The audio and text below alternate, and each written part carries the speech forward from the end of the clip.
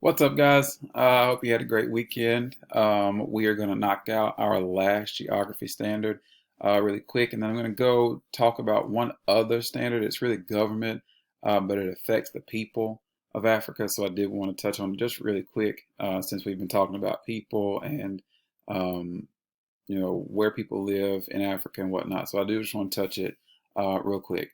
So very quickly, we're not going to stay on ethnic groups and religious groups very long just because we've talked about ethnic groups and religious groups before with Southwest Asia and with Southern and Eastern Asia. We've talked about it. We've gone over all our religions so far, and the ethnic groups. We don't have to touch specifically on them like we used to have to. I'm going to introduce you to the main four, and that's it. Not really going too in depth with them. And then religious, it's just going to be like a quick religious groups is going to be really a quick review just so you remember or have a refresher. All right, so what's the difference between ethnic groups and religious groups?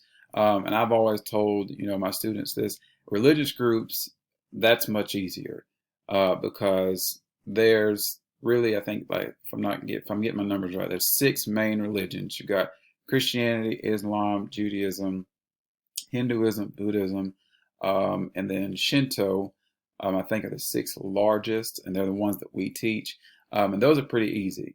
A religious group, it's a group of people that share common beliefs or the same belief system. Ethnic groups is where you get a little more complex and complicated because you can define an ethnic group multiple ways. Ethnic groups share their language, physical features, customs, traditions. Religious groups share common belief systems. So Christianity, Islam, Judaism, all those are religions. But remember, they're not necessarily a single ethnic group. So any ethnic group can be in a religious group, pretty much. Um, Anybody can, that if their ethnic group is primarily, Muslim or they follow Islam, that doesn't mean all Arabs or that doesn't mean all of one ethnic group follow one religion. All right. So like this, like I just said, for example, Arabs may be Muslims or Christians. Now, most Arabs come from the Middle East, but you'll find them in the Middle East and you'll find them in Northern Africa. And most Arabs are Muslims or Islamic, but some Arabs are also Christians. So you can't assume that because somebody's an Arab that they are necessarily going to be Muslim.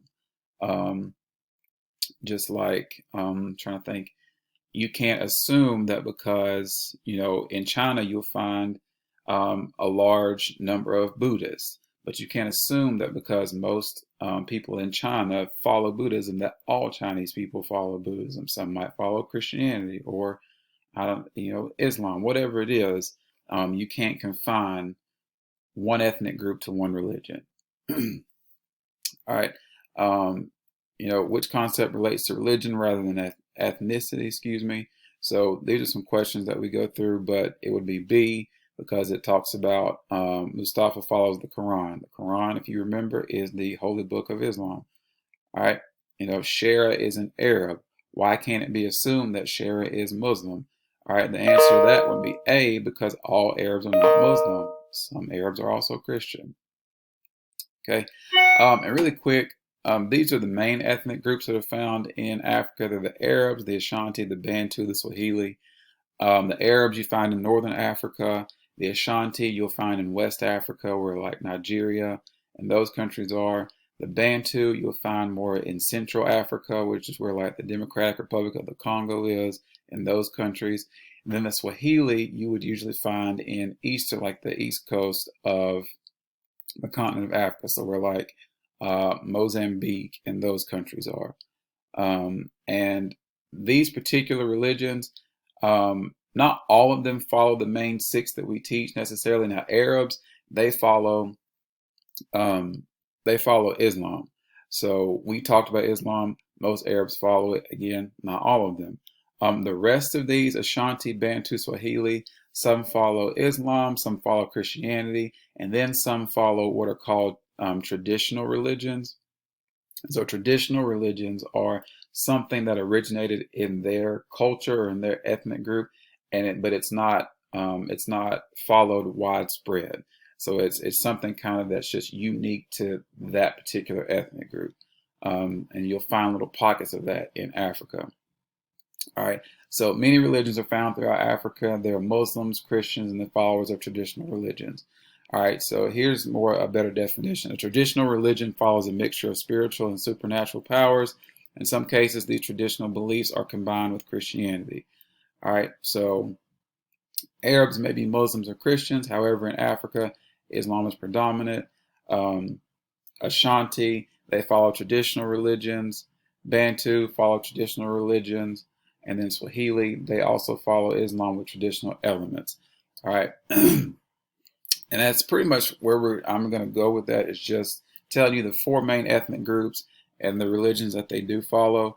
I'm going to also tell you, I meant to say this earlier, Africa has, if I'm not mistaken, I looked at the population earlier. The population is, I think, 1.416 billion people on the continent of Africa. Africa is the second largest continent. It's the second most populated continent, and it is a very diverse continent. There are over 2,000 languages spoken on that continent. So there's nothing but diversity. There's no one's alike. It's just so different. There's so many different people and cultures and everything on that continent. All right, so there's tons of ethnic groups based off language, based off nationality, based off many different things can define an ethnic group. That's what makes ethnic group and ethnicity so complex and different, rather than religious groups that are just kind of cut and dry. So that's really all I wanted to show you with that. I didn't want to go too far in depth because we don't have to go too far in depth with this. But religious groups, those are the people that follow the same belief system or same religion. Ethnic group, the group of people with the same heritage or same family. Different things can define it. Where you live, we're Americans, so we're part of the same ethnic group based off where we live.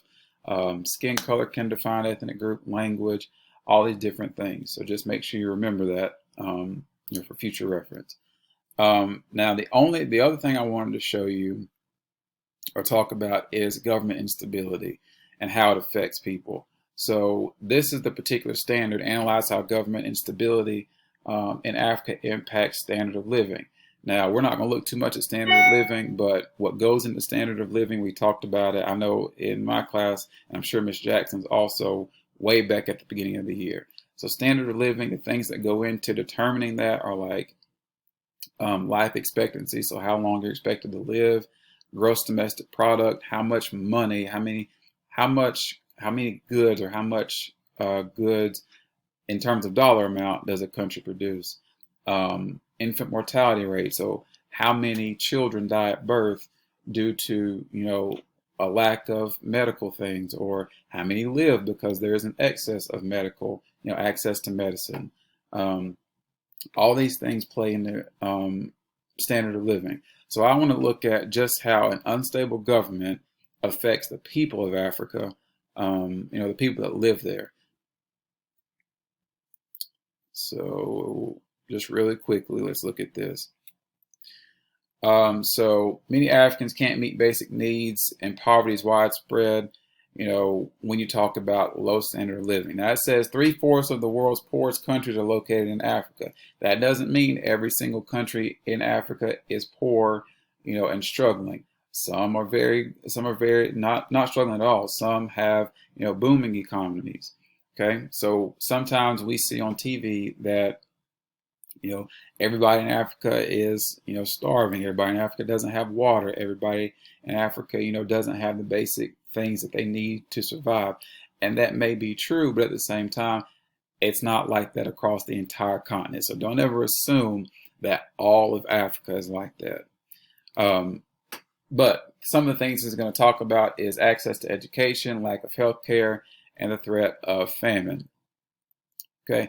And many things go into a government being unstable, and those things could be civil wars. They could be, military coups trying to take over the government. It could be, politicians pocketing money that they shouldn't be. Many different things can go into a government being considered unstable.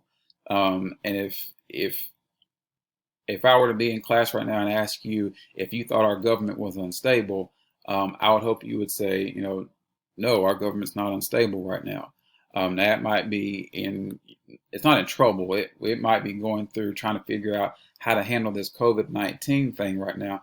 But in comparison to other countries who truly have an unstable government, we are quite stable. All right. But I just want to show you a few things. So access to education can be an issue because of an unstable government, because governments might choose to not invest in education. That's why your teachers always try to tell you guys, as much as you whine and complain, appreciate the education you are able to get, because somebody somewhere else might not have the access that you have. So imagine having to have school like this, not in your desk, not in a classroom with four walls, not with air conditioning. Like, none of these things do these kids right here have. In rural areas, there's shortage of money, teachers, and school buildings. So when you get to the rural places outside of cities, it's even worse. Families are too poor to send all their children to school, so some have to work or do chores. Okay, and it's even worse for girls. So education for women is a huge problem in Africa, because usually, a family might spend the money to send the son to school, but not the daughter. Some African societies believe that girls do not need an education, and instead they should prepare for marriage. Because of this, far less African women are literate than men. So literate meaning able to read. Okay. Then an unstable government, therefore, also doesn't invest in a healthcare system. So diseases run rampant, sicknesses run rampant, because people don't have access to healthcare, and there's insufficient supplies to treat outbreaks of major diseases, which is unfortunate. Okay, when epidemics happen, outbreak of malaria, Ebola, AIDS is another thing that African countries, not all, but African countries deal with. And of course, there is no cure for AIDS, but there are still, medicines that can keep people still living a healthy life with the disease. And so when you have an unstable government, then you have, people don't have access to the meds that they need, or to the, medical supplies and whatnot. This is just a map of the prevalence of HIV and AIDS in Africa in 2011. Okay. We're not going to stick on this too much, but that's just one of the major issues that parts of Africa do deal with. Zimbabwe has one of the highest rates of HIV and AIDS in the world. And then Botswana, they maintain a stable democratic government, and they are able to help AIDS patients much better than some other countries can. All right, then famine is a widespread lack of food. It says famine occurs when the region does not have enough food. In many African countries, famine has taken a strong hold when governments have failed to provide enough resources to feed their people. So again, unstable government can't provide food for its people. This shows you just where you've got chronic malnutrition, or no access to food, and then food shortages. 200 million Africans suffer from chronic hunger, which is why we see the commercials we do on TV. But many things play into that: soil barrenness, erosion, like we talked about, with deforestation, desertification, and all that. Okay. So again, government instability has a negative effect on the people of Africa, unfortunately. It can have a negative effect on anybody that has an unstable government, not just in Africa at all. So I did just want to show you that really quickly. Again, you are still working on the choice board for this week.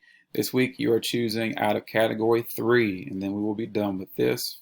So category 3 is what you're working in. Same thing you've been doing for the last 2 weeks. Choose an assignment, complete it, turn it in, and you are all set. All right. So you guys have a great week, and we'll talk to you soon.